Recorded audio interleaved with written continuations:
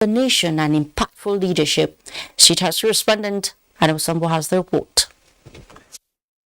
Almost everyone that matters in Bauchi, the Pearl of Tourism, is part of the delegation, comprising, amongst others, all the first-class traditional rulers and political leaders, irrespective of party affiliation. Governor Bala Muhammad said Bauchi State has benefited so much under the present administration, highlighting significant projects in the education sector, youth empowerment, agro-processing, infrastructure, and housing scheme. He commended the president for, amongst others, the establishment of the Federal College of Education, Jama'ari, Air Force Institute of Technology Complex, Tafawa Balewa, Federal Government Science and Technical College, Misau, and Federal University of Health, Nutrition and Medical Sciences, Azare. The areas of infrastructure and services. It was the Ministry of Finance, through your own guidance, that gave us about 12 billion naira to build 2,500 housing in Bauchi, and we built them across the Emirates. I know the emirs would have told you directly if they have the opportunity of thanking you, because for the first time we have affordable housing in all the Emirates. Other areas where we must express gratitude is your insistence and priority on oil and gas exploration in the Benue Trough, where Bauchi has been and Gombe has been put on the map. Governor Bala Muhammad, who also thanked the president for appointing indigents of the state into key government positions, made a case for the completion of critical roads infrastructure projects awarded by the administration for enhanced socio-economic development. President Muhammadu Buhari appreciated the high-powered delegation for the visit and promised to look into the request by the state government to complete ongoing federal government projects in need of urgent attention. And I appreciate that you have reported me to your emirs for the job that I must see completed before I leave here. Thank you very much for the reminder. The president thanked Bauchi State for providing illustrious sons and daughters who are making invaluable contributions to his government and national development, singling out the Minister of Education, Adamu, for special mention. Addressing newsmen shortly after, Governor Bala Muhammad described the non-signing of the Electoral Act Amendment Bill by President Muhammadu Buhari as a blessing in disguise. We have to manage it. I think the less the merrier, as somebody who is in the election. When I have less delegates to go and woo, it is better for me than all these 4,000, 5,000 that I will be going to. But actually, that's my feeling. The Bauchi State Governor is a presidential aspirant on the platform of the PDP. From the State House, Adamu Sambo, NTA News. In the meantime, Vice President Yemi Osinbajo is appealing for support of Southeast delegates of the All Progressives Congress towards the actualization of his emergence as the presidential candidate of the party. He made the appeal in Owerri, Imo State, where the President of the Senate, Ahmed Lawan, and Ebonyi State Governor, Dave Umahi, also visited to solicit support of delegates towards the presidential ambition. Beatrice Anyam has the report. This is Vice President Yemi Osinbajo's second visit to Imo State in less than 1 week.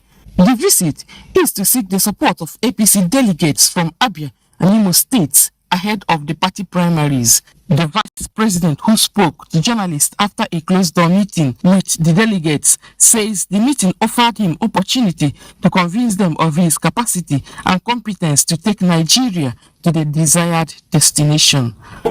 We've been able to, reach several different conclusions about what to do going forward.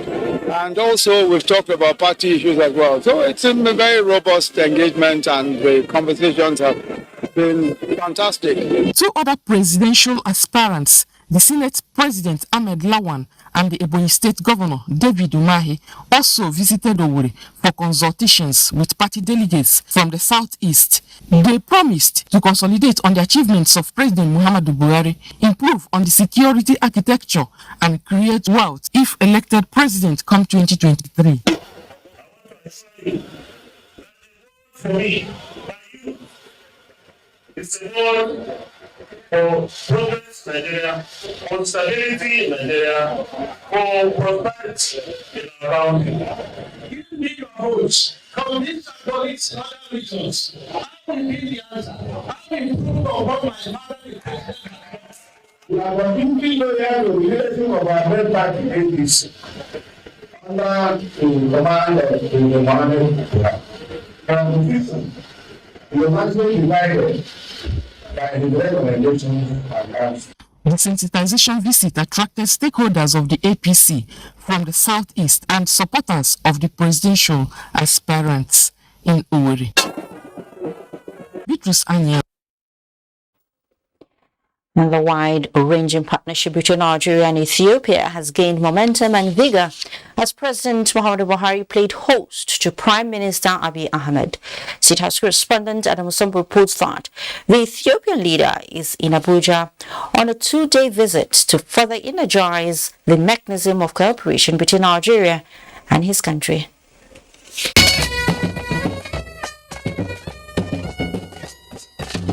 It was a highly befitting welcome for the Ethiopian leader, Dr. Abiy Ahmed, by President Muhammadu Buhari on arrival at Nigeria's seat of government on a reciprocal state visit. The Ethiopian Prime Minister hosted President Muhammadu Buhari in Addis Ababa on a similar visit in February 2020.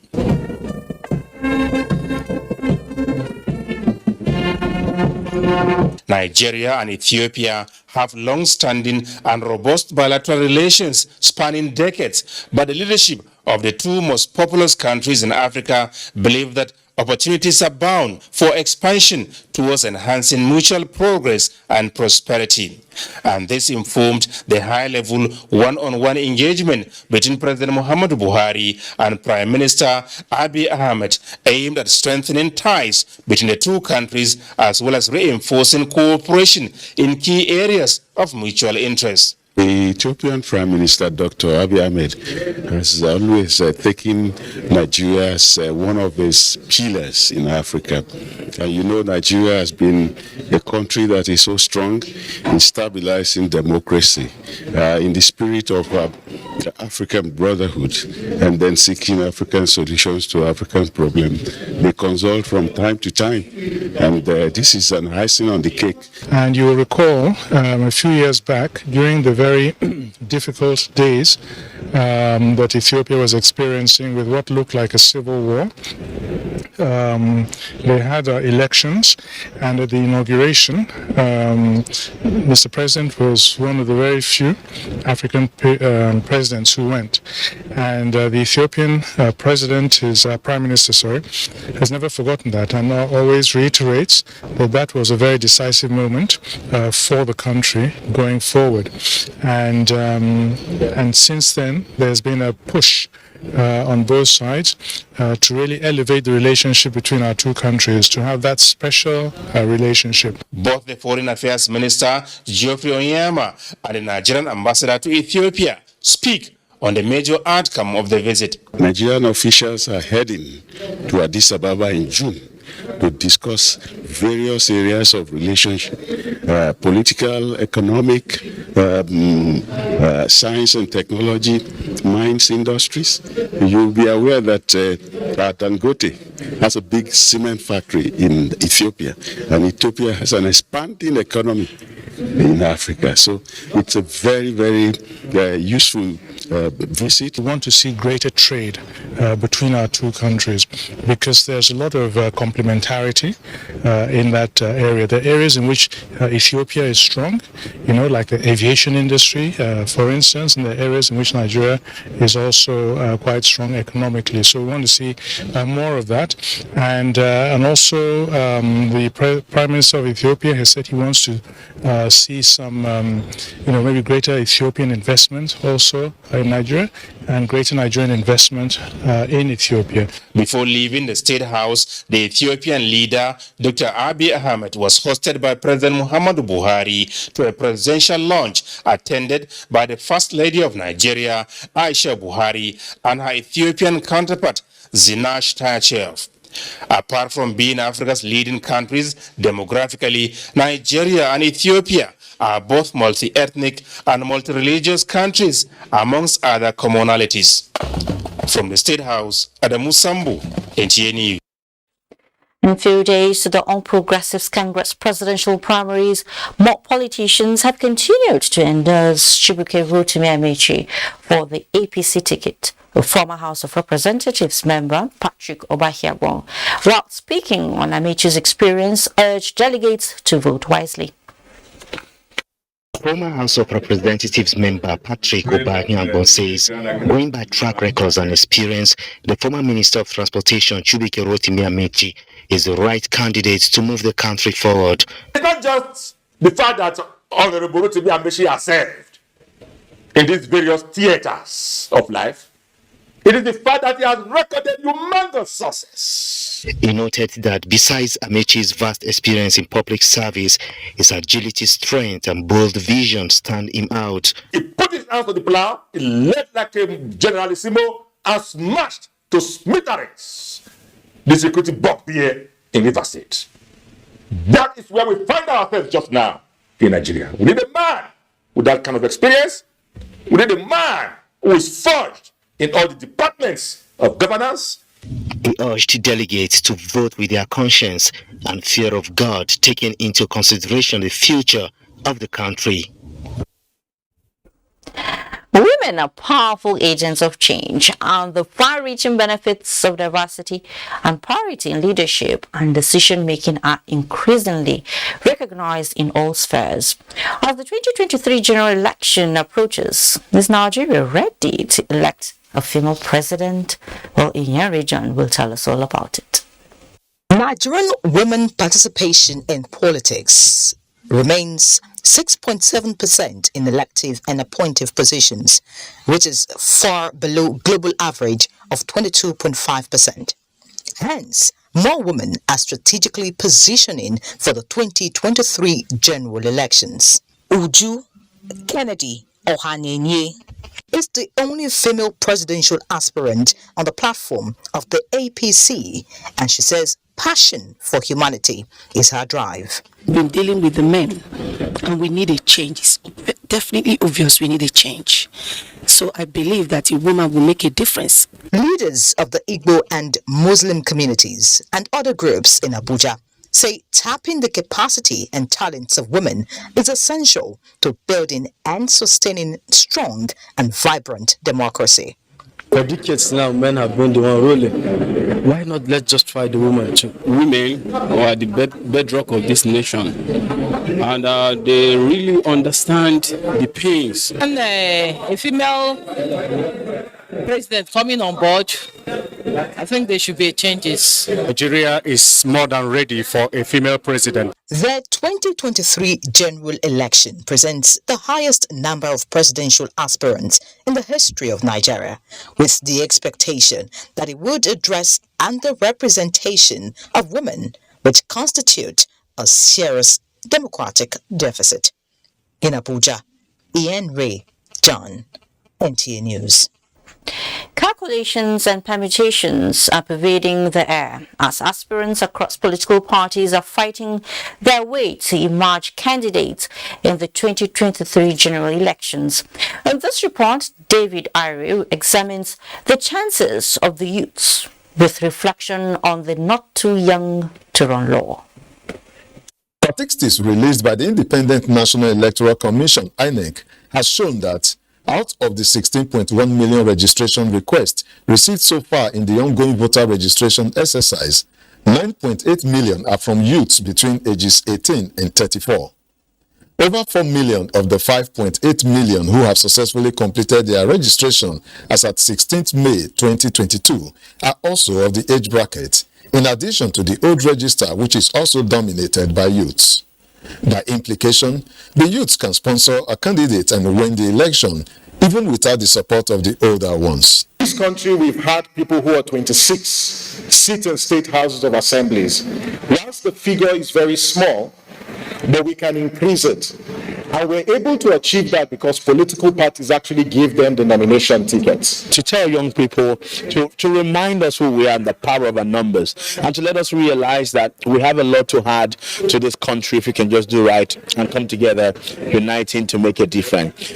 Another major challenge is that a reasonable percentage of the youths, rather than get involved in leadership, are more concerned about social crisis and internet fraud, not minding the consequences. Parents that don't even know where their kids are right now, they don't know what they're doing, and they don't even care to ask. Even when they bring them a lot of money, they don't care to ask. And you have also the parents that know everywhere that their kids are, even at an adult age. Where are you? Who are you with? What are you doing? And they actually question any sorts of income or wealth that you have. I think this is more of a moral challenge than actually a legal challenge for us in the country. Unfortunately, the culture we've built around our politics and by extension government since the democratic dispensation has not done good for the youth.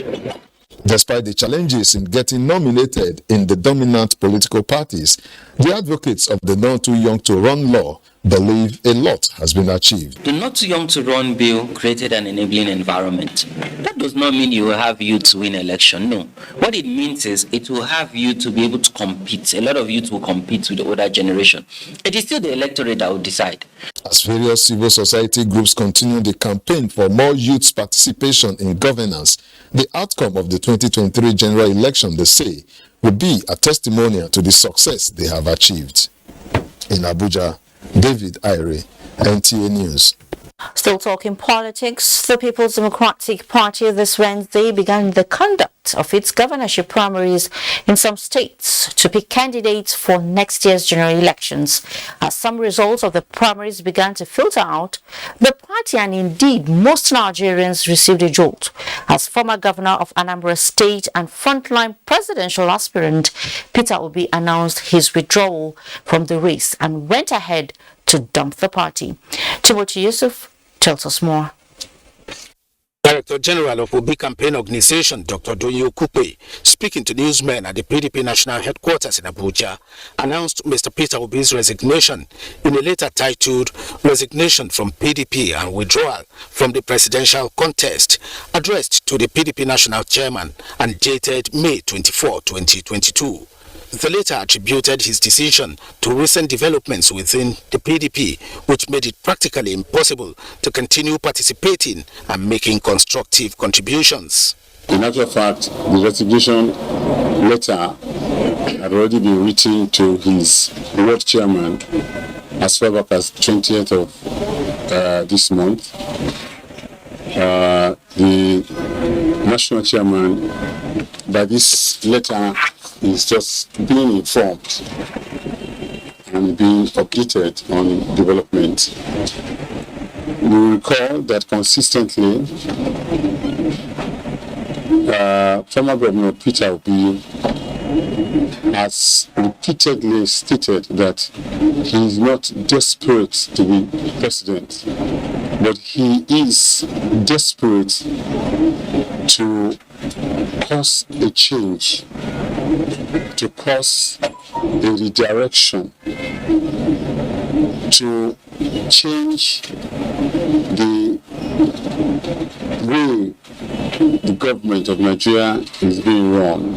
Obi noted in the letter that national challenges of the country are deep-seated and requires that everyone makes profound sacrifices towards rescuing the country. His commitment to rescuing Nigeria, according to the letter, remains firm, even if the road differs. The People's Democratic Party's Special Presidential National Convention is slated for the 28th and 29th of May 2022. Timothy Yusuf, NTA News. Up ahead on News Extra, from Borno to Anambra, it's been killings too many. Condemnations trail the mother of Harira and her children amidst the promise of justice by Governor Soludo. Do stay with us also for some education stories, a mixed grill of both the good and the ugly when News Extra returns.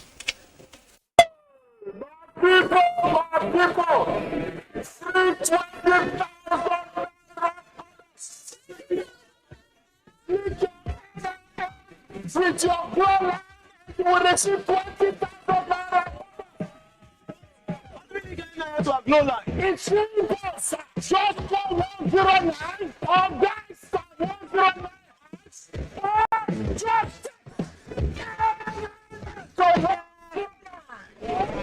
What about about those of us who do not have NIN? You can walk either anywhere. Do I partake of the 20,000? You are a new customer. Your brothers, why do you receive my 20,000 naira bonus?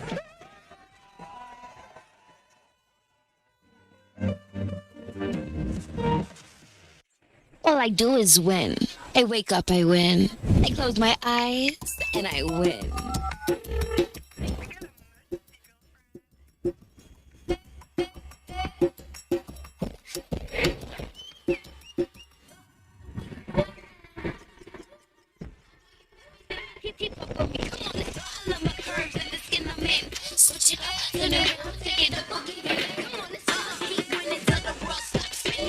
Independent women, come on, let's get it. Keep winning till the world stops. Wow, you look great. Did you just come from the salon? Darling superstar, braids that stay salon fresh no matter what. Knock, knock, knock. Have you planned for breakfast tomorrow? I'm talking about the Kellogg's breakfast. It's fortified with the essential vitamins and minerals so you can stay active and alert your mood. So tasty, so nutritious.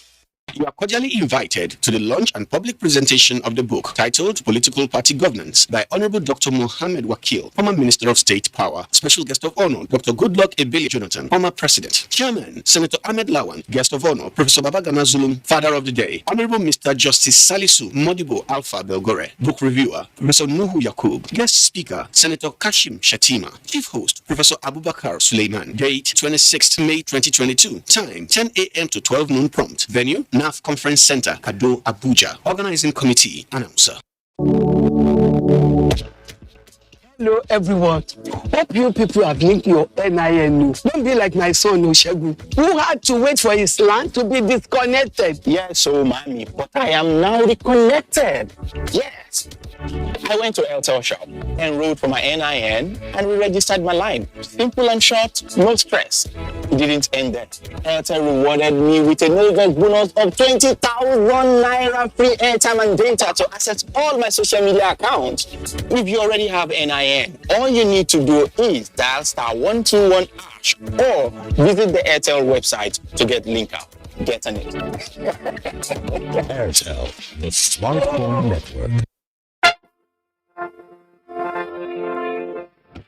Dear distinguished elected and statutory delegates, my name is Mohammed Hayatuddin.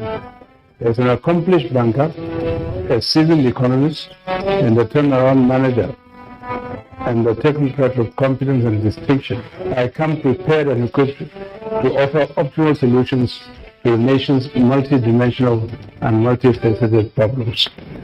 I want to help rebuild our dear country, restore the competence and integrity of our public institutions, and rapidly transform our economy and society.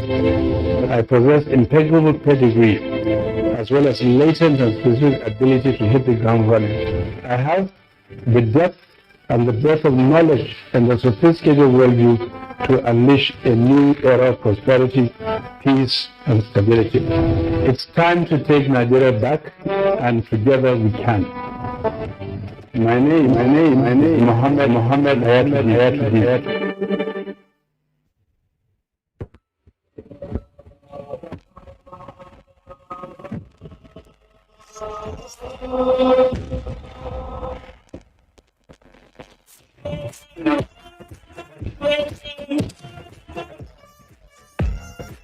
Give me some of that. Some of this, some of that. Give me some of that. Some of this, some of that.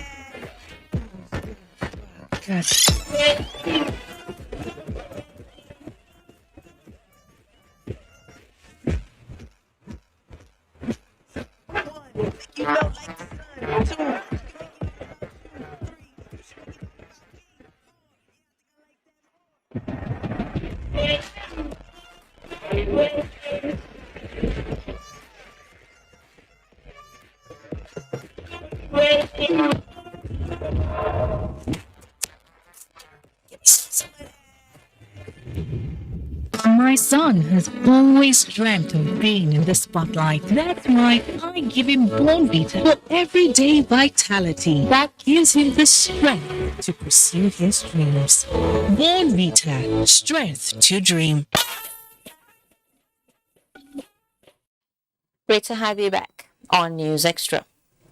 Minister of Women Affairs, Dame Pauline Talon, is calling on APC party delegates in Plateau State and the nation at large to come out en masse to vote for credible candidates across board, as this will serve as a springboard for determining the emergence of quality, masses-driven leadership at the general elections. The minister in a statement charged the delegates to ensure they vote accordingly to their conscience, to bring in a credible and credible people, particularly those with proven antecedents of quality leadership, service delivery, patriotism, and will champion the cause of women, children, and the vulnerable. She further called on the delegates to be firm, focused, and resolute in all their choices. Dame Talon urged the major stakeholders to give people a free and fair atmosphere to ensure that the voices of the people are heard and their choices upheld, emphasizing that justice and fair play in the Nigerian polity are the needed catalyst for injecting the right candidates into the governance system of the nation. She cited examples of developed countries where, based on decisions of delegates, the vulnerable populations are able to live comfortably due to able, credible representation from their elected officials.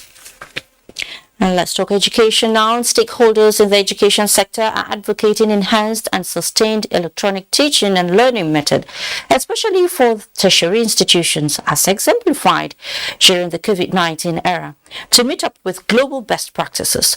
This came to the fore as Association of African Universities converged on Calabar for a conference on online teaching and learning in post-COVID-19 era. Achibambasi reports. The COVID-19 pandemic created challenges which caused disruption in the education sector. This development led many universities to adopt online practices in a bid to make education delivery flexible and accessible to meet students' needs. Experts therefore opined that online teaching is not only necessary but urgently needed to accommodate millions of Africans desirous of further studies beyond the post-COVID-19 era. It's more practical oriented, so it's more of skills on how to do online teaching and learning. They say online teaching and learning has come at the right time when an institution such as the University of Calabar is making efforts to adopt the dual mode of teaching and learning while working assiduously to stabilize her education quality. We could have one-on-one with our students. Sometimes we could also have online teaching with our students, and it will also help us to digitalize our system to be able to give assignment without necessarily meeting with our students, and it will also help to ease even the pressure academics have. Online training stakeholders maintain will strengthen the capacity of teachers and students in Africa for global relevance. In Calabar, Achibambasi, NTA News. The unresolved issues between the federal government and Academic Staff Union of Universities, ASUU, is no doubt hitting hard on tertiary education system in the country. And of course, it has a way of rearing its ugly head on the quality of graduates released into the labor market by affected universities. In this report, Hingno John Adams examines effects of these unending industrial actions on the standard of tertiary education in Nigeria. Tertiary institutions are considered to be talent refining and perfecting hubs for the benefits of individuals, the nation, and the world at large. Achieving these in Nigeria is threatened by incessant strikes plaguing the subsector, and those feeling the heat are hoping for a positive change. A student who wants to spend just like 4 years on running a course and end up spending 6 years, no, it's absolutely not okay. Our friends are drying up at home. The only thing, just like, look for other things to keep body and soul together. As public universities in Nigeria grapple with the ongoing ASUU strike, questions like when will the strike end, how fast can students catch up with lost time, among others, are generating various views. Because we want to maintain the calendar, we start rushing. And then, we have missed one semester, we missed 2 semesters. We have to rush through the syllabus. And at the end of the day, it even affects our health, because at that time, you are now in overdrive, trying to meet up with the challenges. And then the output, sometimes you don't give enough time for the students to go through what they are supposed to go through. A chronicle of ASUU strikes shows that in November 2018, the union embarked on a 3-month strike, 9 months in 2020, and now 2022 has joined the queue. This has devastating effects on the standard of tertiary education. If you have instant strikes here and there, you also have what it could produce as a brain drain. And when these things begin to happen, you discover that what a student should have finished knowing in the year 2018 is still being taught in the year 2020. The world has gone ahead of that. Our Nigerian graduates, as a result, have become less employable. Their skill liquidity is very low, and their labor market inclusiveness definitely is on the low. It has been more than 3 months of staying at home and still counting for the students. They are hopeful that all concerned parties will find lasting solution to the incessant strikes. In Lagos, Hinginu, John Adams, NTA News. Well, thank you so much, Hinginu. Now, the Abdul Samad Rabiu Africa Initiative, ASR Africa, a brainchild of Abdul Samad Rabiu Foundation, in collaboration with Rebecca Foundation of Ghana, has commenced the construction of 8 multifunctional libraries in schools across Ghana. This is coming a few months after ASR Africa awarded the Rebecca Foundation a $500,000 inaugural Africa-focused basic education infrastructure grant to support the foundation's Learning to Read and Reading to Learn initiative. Speaking of the ceremony for the construction of the first library situated in Kwahu Petong community, Kwahu South District of the Eastern Region in Ghana, Managing Director of ASR Africa, Udo Ubong, commended Rebecca Foundation for its role as the implementing partner of the project and for their commitment to inculcating reading culture amongst children in Ghana.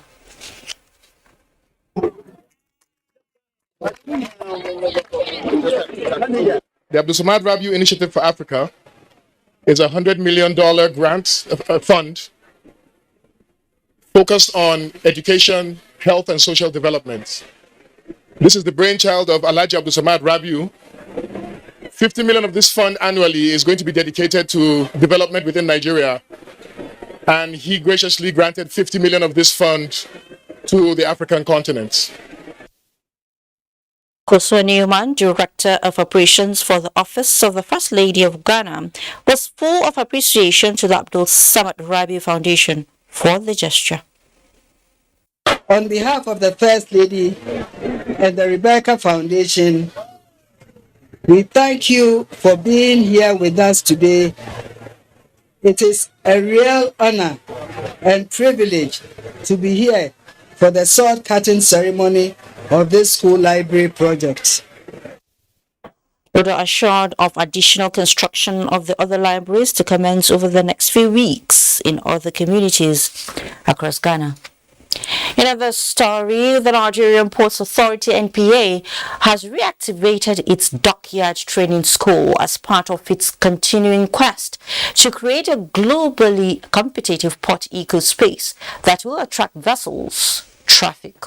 Managing Director of the agency, Mohammed Bello Koko, at the inauguration of the college says skills upscaling is key in providing efficient port service under safe, secured and customer-friendly environment. Michael Olale has that. There is a tall dream for port administration in Nigeria, which is not just limited to digitization of processes.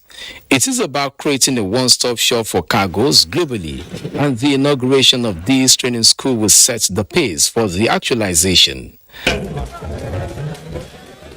The reactivation of the training school was conceived by the need to bridge the human resource gap constantly expressed by the managing director of NTA that Nigeria is yet to produce classified radio men to work on vessels. Work is also at advanced stages to transform our riggers workshop to a maritime seamanship workshop to be deployed for training in the areas of seamanship practical, radio signal, marine, voyage practical, mooring and other marine related competencies. Aside this, the project will tap into the wealth of experience and institutional knowledge of retired personnel within the port ecosystem. From here, we'll be able to train more pilots, more staff, more harbors department staff, so on and so forth. We're going to get the master certification.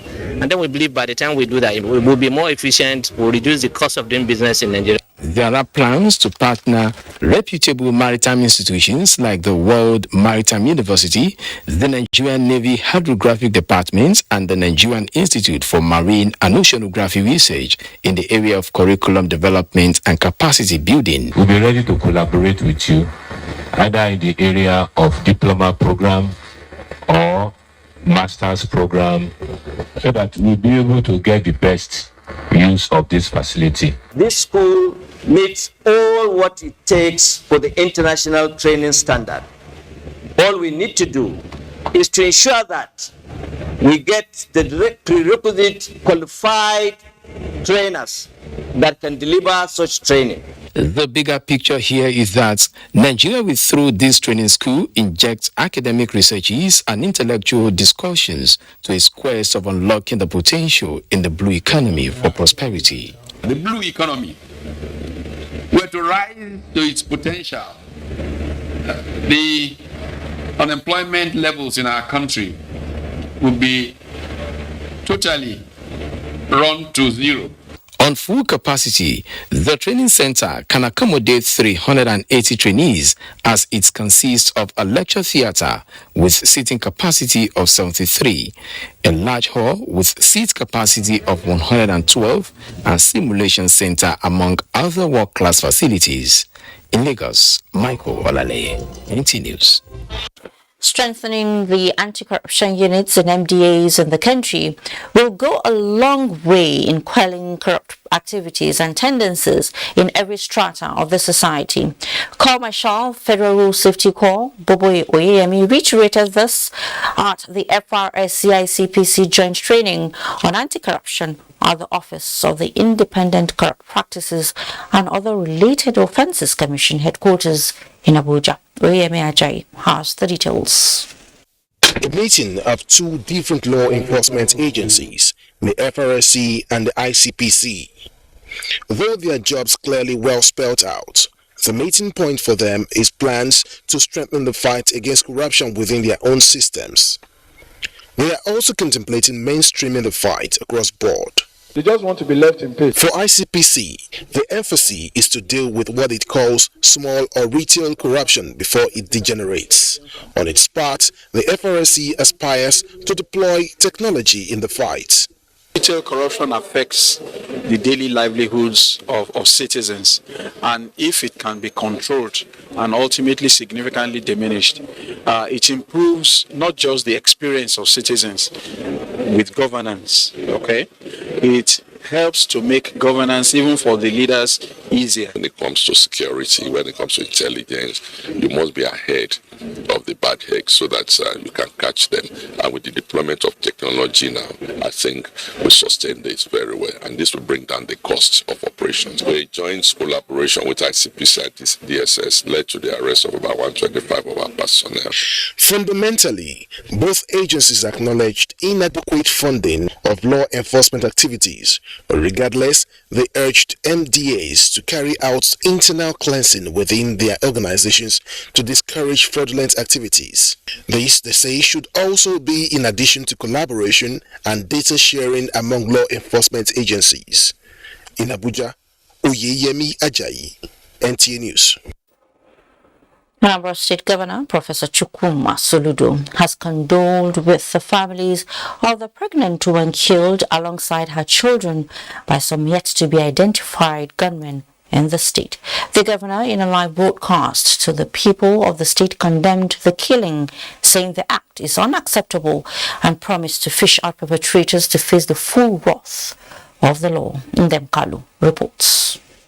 Soludo, condoling with the family of the deceased, insisted that perpetrators of the heinous atrocities and their sponsors are testing the resolve of the state government and indeed the people of the state. The governor promised to fish out and bring to justice whoever is behind the criminal activities. Governor Soludo reassures Anambra State residents doing business in the state that as law-abiding citizens, irrespective of tribe, religion, or other affiliations, are entitled to reside and do business in the state without any fear of unlawful harassment. The governor once again assured all Nigerians in the state adequate protection of their lives and properties. Over the past 1 week, in the Anambra and indeed the nation have been treated to the gory stories of the kidnapping and subsequent beheading of Honorable Oketugu Okoye, member of the State House of Assembly, and his aide, Cyril Tieboka, both from my community, Sophia, as well as the brutal murder of Mrs. Harriet Jubril from Adamawa State and her 4 children and 3 other northerners. Anambra people have been in shock. This is not who we are. Our deepest condolences are with the families of the various victims. We are working around the clock with the security agencies, and we believe by the special grace of God, the perpetrators must be brought to book. Families of the deceased, including the husband of the pregnant woman, Jubril Ahmed, commended the state governor for identifying with them in their moment of grief.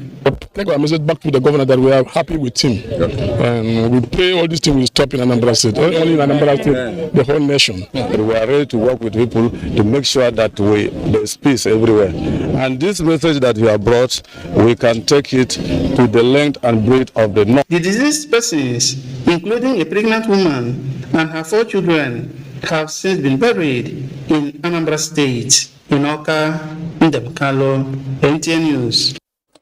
Meanwhile, the Christian Association of Nigeria (CAN) has condemned in strong terms the gruesome murder of Lady Harira and her 4 innocent children by some unknown gunmen.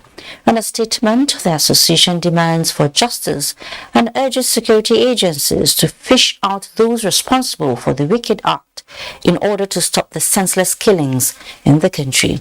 It also challenges political elites, religious leaders and the traditional rulers of Ndigbo extraction to prevail on the violent groups in the southeast to stop the needless bloodshed and tension they are causing for economic prosperity and well-being of the region. CAN commiserates with families of the bereaved on the senseless killings, especially the immediate family of Harira and the recently murdered member of Anambra State House of Assembly, Okechukwu Okoye. In the meantime, Borno State government has confirmed the killing of 32 persons who were out searching for scrap metal in Kalabelge local government area by ISWAP Boko Haram terrorist. A statement from the Special Advisor on Communications and Strategy to Governor Zulum Malam Isa Gusau indicates that 14 bodies have so far been recovered from the remote area, 45 kilometers from the council's headquarters. The statement also says 6 persons were injured while 2 escaped from the attackers. Governor Zulum had in the statement expressed deep concern over the unfortunate killings and shares the pain with the bereaved families and the people of Kalabalgi. The governor is awaiting full reports on the dastardly act before taking necessary action. Meanwhile, the Theatre Commander Joint Task Force Operation Hadinkai, Major General Christopher Musa, has also confirmed the recovery of 14 dead bodies of the ambush scrap metal scavengers in Kalabalgi by troops operating in the area. Meanwhile, as Nigerians mourn the loss of lives in Borno and Katsina states over the last 48 hours, President Buhari holds the victims in his thoughts and prayers.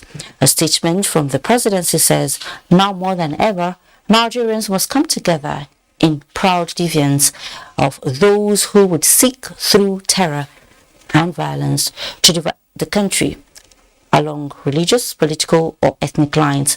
It adds that while Nigerians are in mourning for those lost, the nation must face these cowards already fading in strength, number and willpower as one and show them that Nigerians will not be swayed, defeated or divided by terror. And to rid Jiwa and Dede communities of criminal hideouts, the FCT Ministerial Tax Team on City Sanitation has raided forests in the two communities and arrested some suspected criminals. Onoze Yakubu has that. The FCT Ministerial Tax Team on City Sanitation has embarked on intensive raid of all the forests around Jiwa, Dede and environs and arrested more than 15 suspects. Sarkin Jiwa Alhaji Idris Musa, who endorsed the raid, also confirmed the allegations that the court harbor criminal elements who disturb the peace of the community. You cannot follow me down that road now. If you're passing there, they will block person. They kill, they fight themselves and kill the But enough. The Senior Special Assistant on Monitoring, Inspection and Enforcement to the FCT Minister, Iharu Atta, says the operation is sequel to the public outcry against activities of scavengers, popularly known as Babombola, who have continued to pose threats to people's lives. The crime associated with Babambola is so massive that the city cannot fold its hands and watch how Babambolas are going out with this. You'll be asking the question, what has this got to do with refuse collection? The tax team chairman further disclosed that the operation will be extended to other places serving as criminal hideouts in the territory, but reiterated that the FCT administration has no plan whatsoever to stop legitimate business. Onoze Yakubu, NTA News.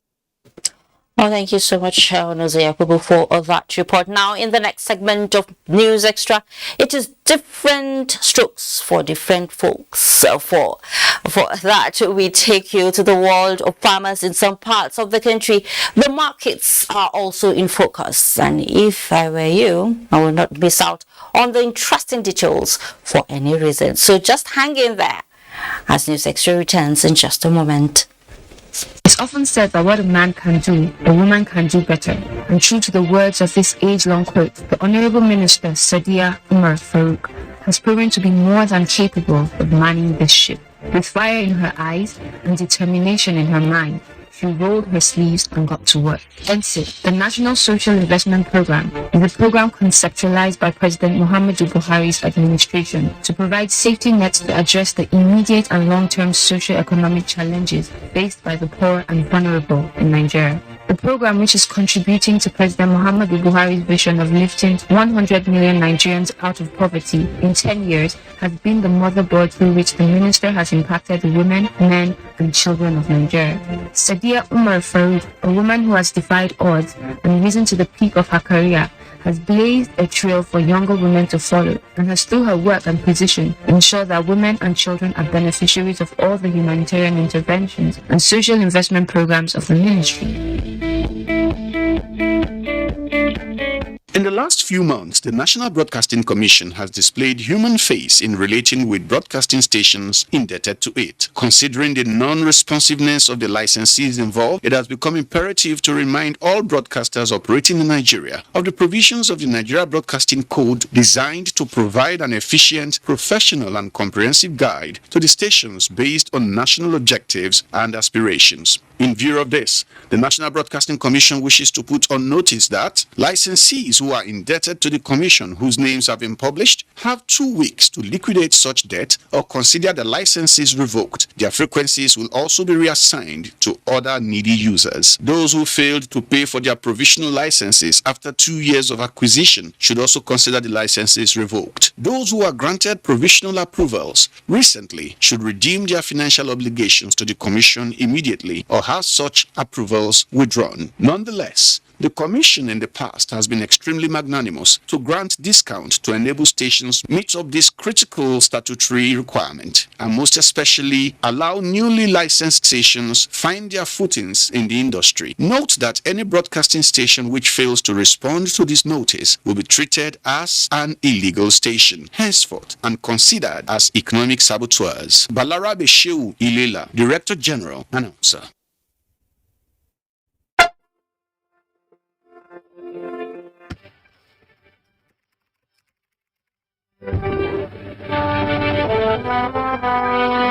My approach is to divide that into three components by addressing short-term problems, medium-term problems, and long-term problems. And for each one of these, identify a prescriptive range of solutions that must be applied as quickly as possible. So Nigeria is bleeding very badly now. Like a patient on the operating table, you need to stop the bleeding. Those are the short-term actions that must be taken.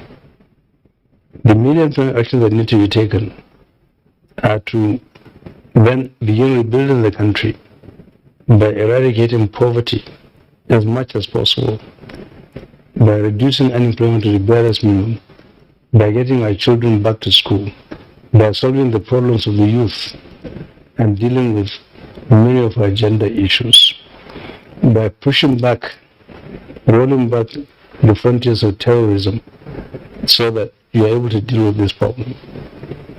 In the long term, what you want to do is to carry out a major transformation program of this country and make it one of the leading countries in the emerging markets that is highly industrialized, that has all the linkages along the agricultural value chain, where you're also in a position to actually formulate policies pertaining to integrated rural development that used to happen during the First Republic.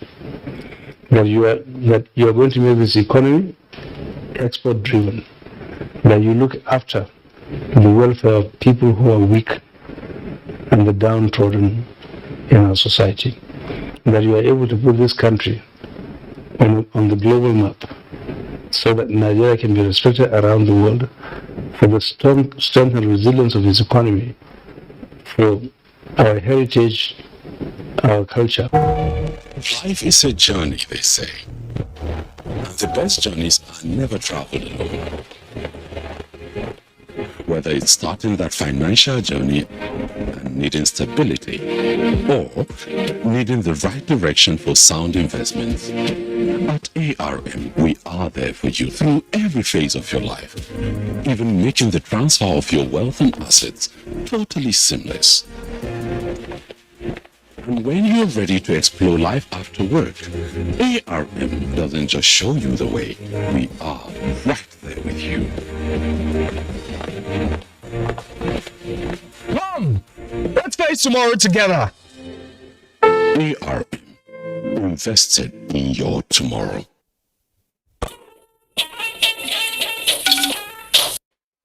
Thanks so much for staying. The 28th World Gas Conference is ongoing in Korea. The Managing Director of the NNPC, Malekari, is the head of Nigeria's delegation to the conference.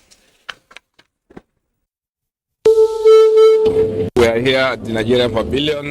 We are grateful we are here. Our country is a great gas producer, and not just that, we are only one of the highest gas reserves in the world. And of course, this is a perfect opportunity for our country to drive value from our enormous resources. We are here in a great team, the NNPC, the NLNG, and very many other stakeholders involved in the value chain that are here.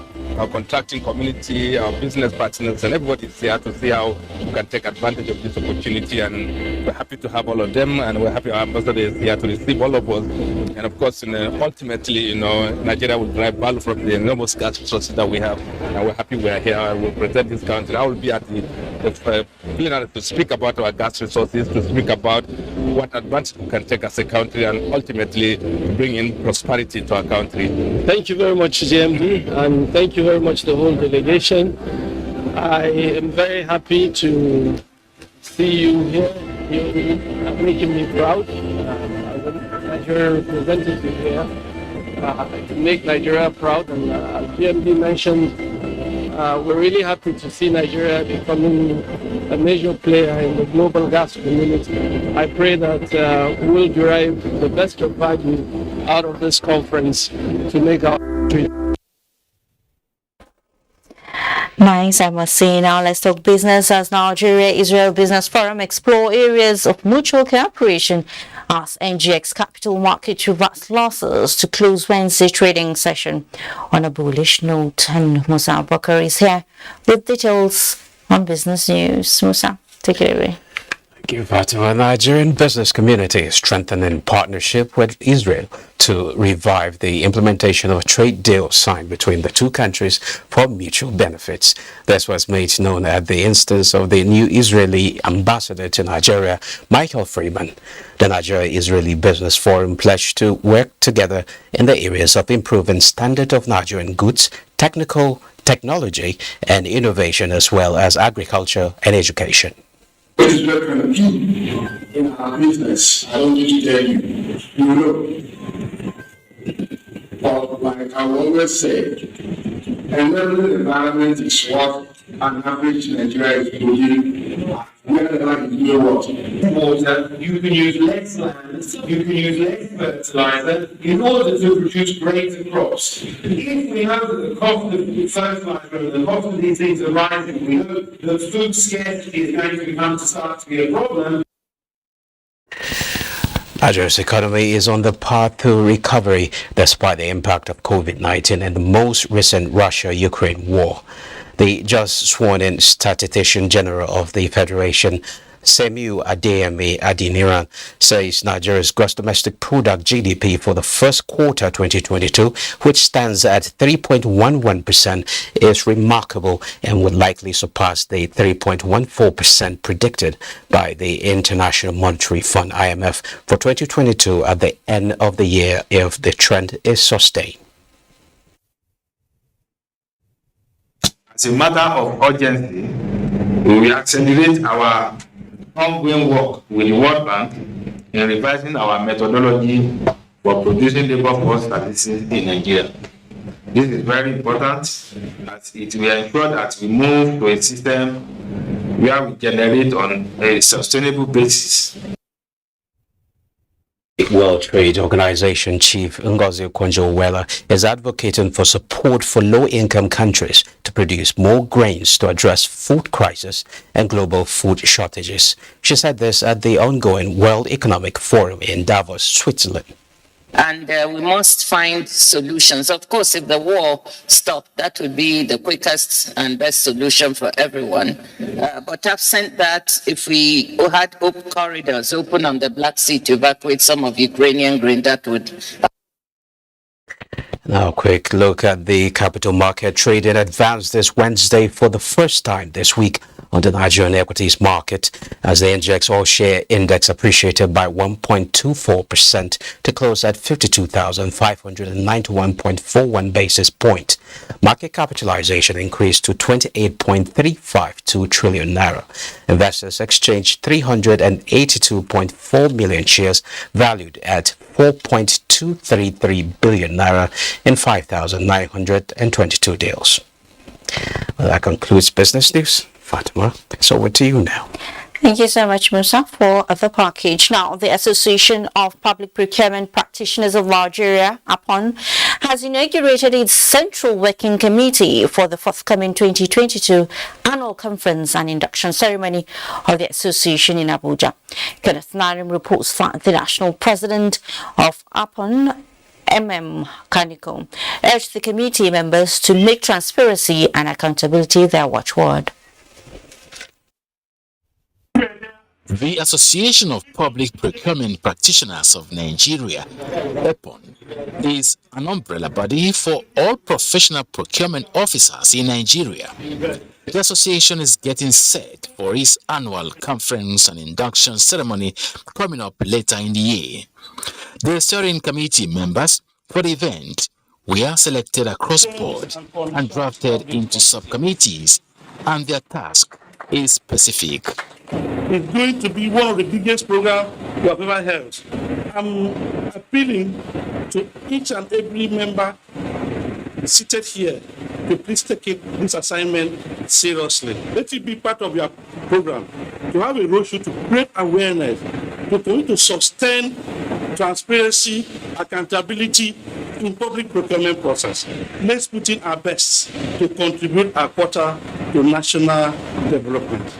Itemizing the functions of each subcommittee, the national president urged them to leverage the provisions of the Public Procurement Act of 2007 passed into law to put in perspective what the practice demands.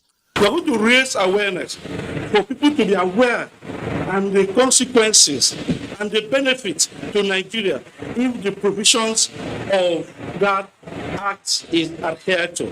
Issues of quackery and handling of procurement processes in some offices by non-professionals is a major challenge facing the association. Quacks in the industry will create more problems for us. And we are working with all the other agencies to make sure that collectively we fight corruption in Nigeria. We are going to do our best to see that we have the best trained hands on deck that will do the work.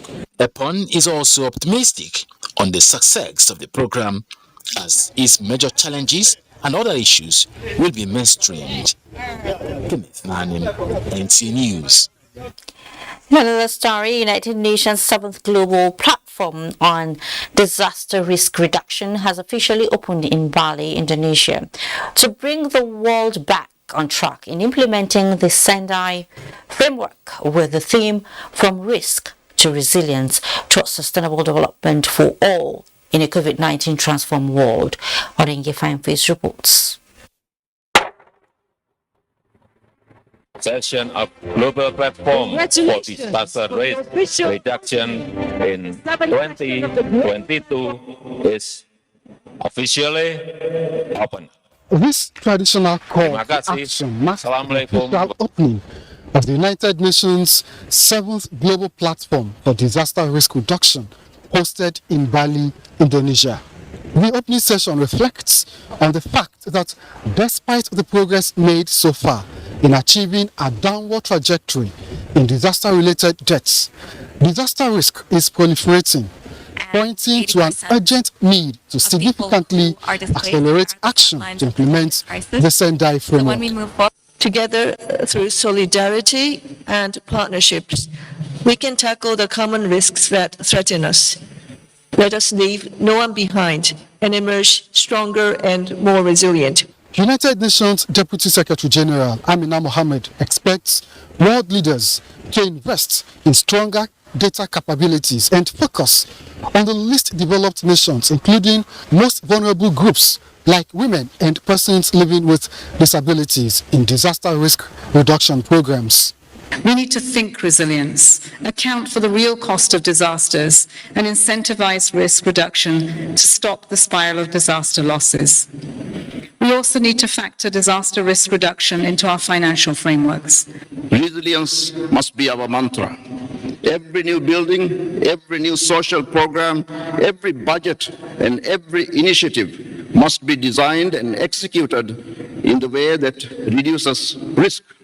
The opening session paved the way for country delegates to deliberate on latest trends in disaster risk reduction and opportunities for implementing the Sendai framework for disaster risk reduction 2015 to 2030 from the Nusa Dua Bali Conference Center, Indonesia. Onengie Fineface, NTA News. Now back home. Hardly can you find anybody who is not guilty of wrong waste disposal in markets, knowing well that some people are employed to do the cleaning. This attitude is what the Ministry of Environment, in collaboration with key players in environmental sustainability, are trying to change. Adebola Brookslin was at one of the modern markets in the Federal Capital Territory where the advocacy took place. Waste is an inevitable byproduct of social, economic, and institutional activities. As long as man exists, he uses, stores up, and disposes of waste, making him inseparable from wastes. In Nigeria, and other developing countries. Some of the prominent waste management problems witnessed include indiscriminate dumping, poor storage, inefficient transportation, and insanitary disposal. Located in the Garki axis of the Federal Capital Territory is this modern market, which this volunteer group, in conjunction with environmental health officers, are enlightening customers and shop owners on ways to keep their environment clean through a better solid waste disposal method. It takes about 400 years or more for the lightest density of polythene to degrade. So this will obviously not degrade, and at the end of the day, it clogs the various drain pipes. And at the end of the day, when water cannot pass through where it's supposed to pass, it also finds another level for itself. A shop owner told me that managers of the market do not place sanitation as a top priority. Every block has to have its own dustbin troll or bucket. I don't know what they call it, you understand? So that's the problem we have here. Environmental health professionals are also advocating the use of paper bags instead of polythene, as it is biodegradable. So government is making effort to see that degradable bags have been produced, and it will save a lot of cost also, and it will make the environment clean. Based on which Section 24 says people should participate in governance. These are some of the bridges the developed countries cross over for them to reach the land of progression. Urging Nigerians to prioritize sanitation and hygiene, the group said uncollected wastes have contributed to flooding, breeding of insects and rodents vectors that have led to spread of diseases such as cholera, malaria and typhoid fever in the country. Adebola Brookslyn, NTA News. Now, a marketplace is where people always go to when they get money and in need of something, because markets are usually places where buying and selling of a variety of goods take place. But there is one market that, though people patronize, they would rather it did not exist. Abdullahi Mohammed went to a specialized market. You are already asking what market and where. Well, let's hear from Abdullahi Mohammed. What is the name of this market, I asked? Taikizama, they say, meaning that she has refused to stay in her matrimonial home. And the pride of her bedroom, the king-size bed, mattresses, wardrobes, the standing mirrors where she makes up. Even some of her wares end up here and traded sometimes half their actual prices. The lower the prices, the higher the numbers of women trooping into the Taikizama market, a name the traders say is coined and forcefully tagged to the market as a result of the wares it trade, which often comes from broken marriages. We now want the public to help us change the name of the market to Women Market. Her kitchen utensil rot as they look forward to be picked for a new kitchen for the pestle and mortars she offloaded from the home she failed to make, waiting for another bride. And if the traders buy, another interested buyer who wants to get married will buy and utilize it. And directly opposite the Taikizama market are corner shops. They have the rider's touch in transforming worn-out furniture. A fix or two makes it perfect for another home to be made and not broken. If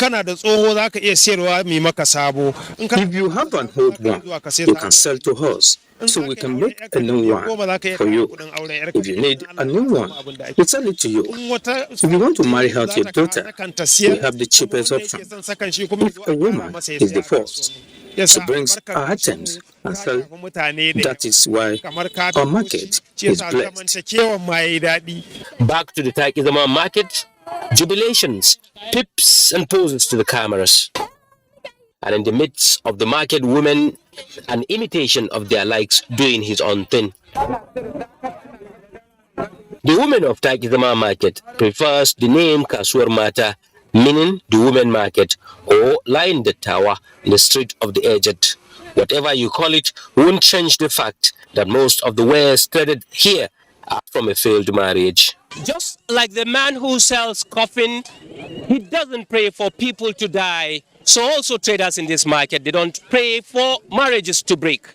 But when those marriages fail and there's need to cash in those excess items from those broken homes, there's a ready-made market. From Kaikizama Market in Igabi, local government area of Kaduna State, Abdullah Mohammed, NTA News. What special and interesting market indeed. We'll take another breather at this point, after which we bring you some international and continental observances that remind us of culture and Mama Africa. Do join us again. When you think of fruit juice and all the goodness that comes in it, think Chivita, specially made for you. There is more to choose from. Whatever your preferences are, there is a Chivita for you. Yes. Check out our new Chivita Smart Malt Drink. So, what's your Chivita? La Handmaid's Furniture is here to delight you with super cool luxury furniture you love and desire for that amazing look in your home and office. From 16th May to 25th June 2022, Handmaids brings you the biggest sales of luxury furniture at unbelievable low prices. As we celebrate you, our darling friend and customer, in the 20th anniversary of giving you love and comfort and furniture you're proud of, the moment your guests and loved ones come through your door with their oohs and ahs. Visit Bedmate showrooms now to get furniture that brings life to your home and enjoy delightful gifts like cash bags, beds, sofas, dining tables, and plenty others you love to have.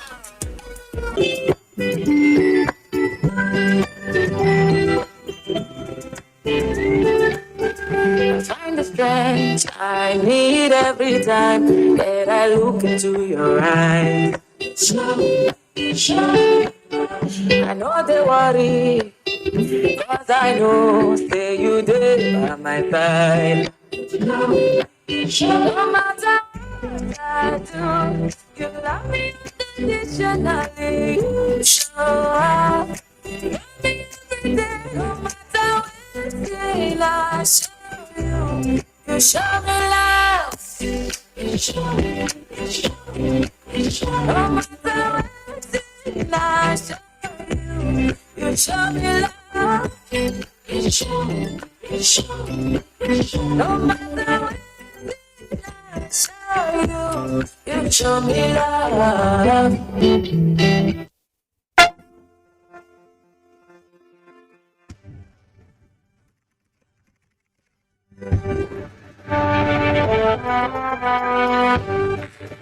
Social change begins first and foremost with identifying what is wrong with our society.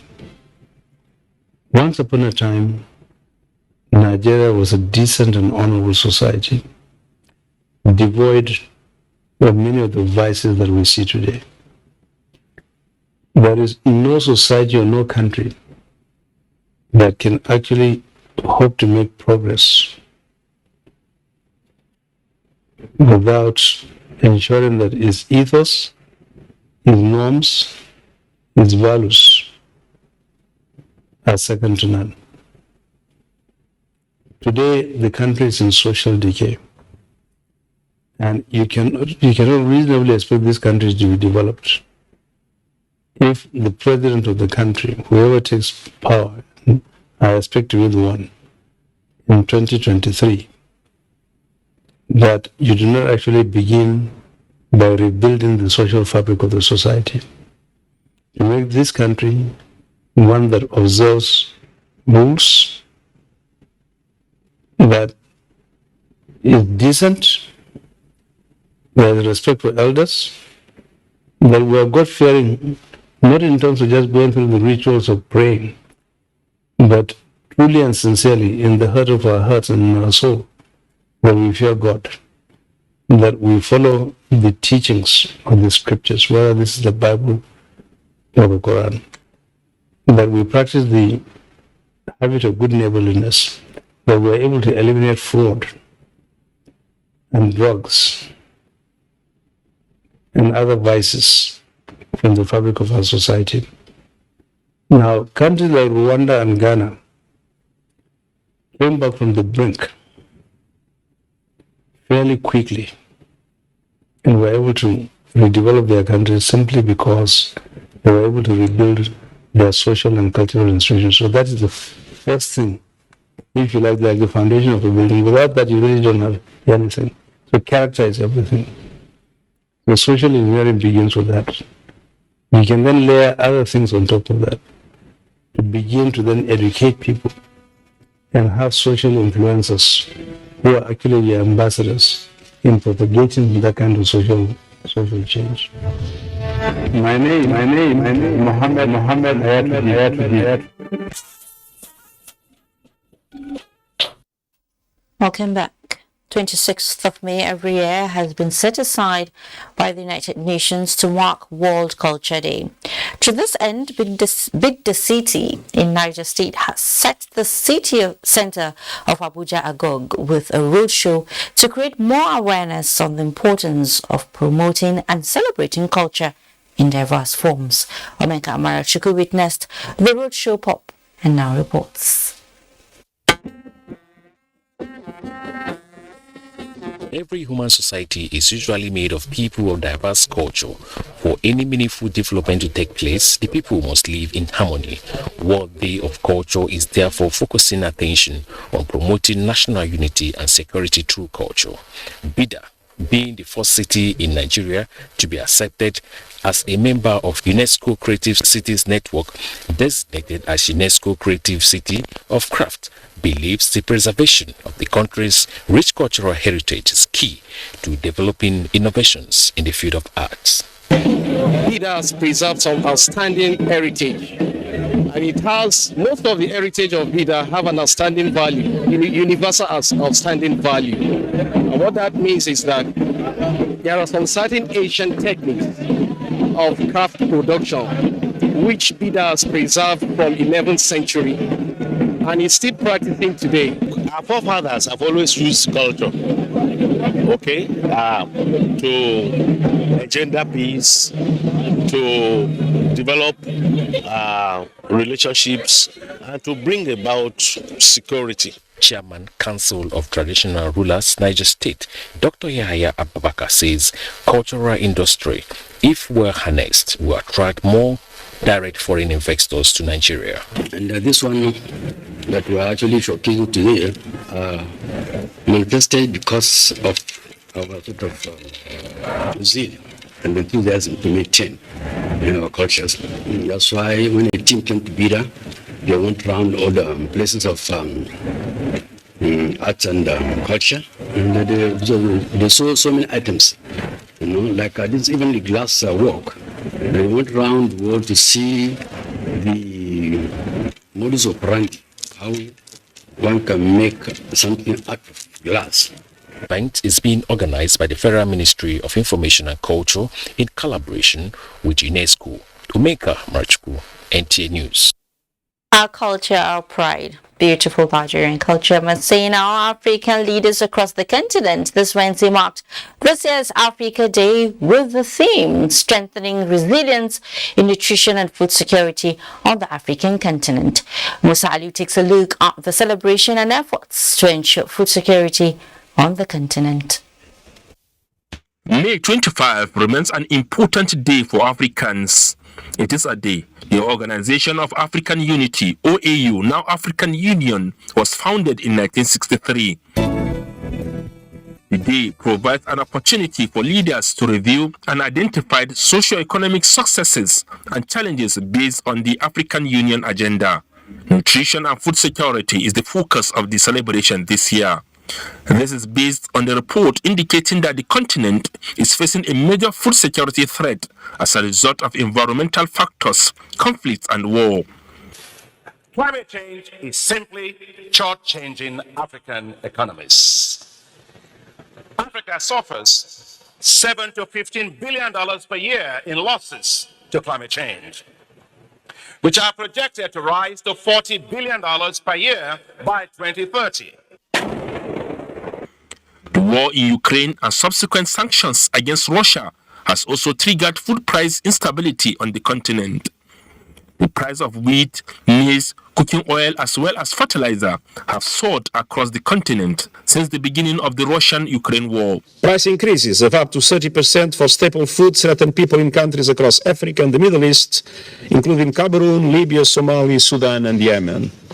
It was here in Malabo in 2014 that the African leaders agreed that 10% of their annual budget should be dedicated to agriculture. However, most of the countries are not meeting the agreement, but countries like Nigeria have been committing more resources beyond the 10% annual budget.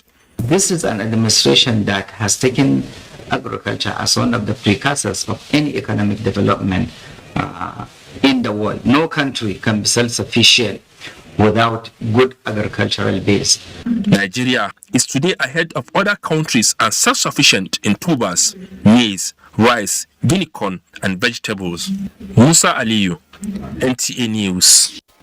So far, so good. Our last break beckons. When News Extra returns, we shall bring you a bit of sports. To stay. Dear distinguished elected and statutory delegates, my name is Mohammed Hayatuddin. As an accomplished banker, a seasoned economist, and a turnaround manager, and a technocrat of competence and distinction, I come prepared and equipped to offer optimal solutions to the nation's multidimensional and multifaceted problems. I want to help rebuild our dear country, restore the competence and integrity of our public institutions, and rapidly transform our economy and society.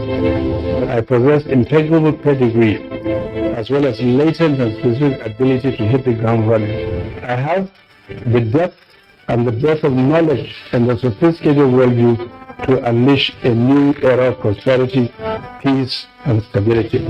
It's time to take Nigeria back, and together we can. My name, Mohammed Hayatuddin. Shey you dey find ogbonge entertainment? No look far o. Na GoTV dey. Enjoy better film, correct season film sef, boku plus telenovelas dem from all over the world. Football, educational and fun channels for your children. Naija shows dem like Nigerian Idols and Who Wants to Be a Millionaire. No darling at all o. Go carry your GoTV decoder, go ten er plus 1 month max subscription for just 8,900 naira. The way stories live. GoTV, love it. Let's talk sports now as we join our sports desk for sports update with Kene Ima Abudike.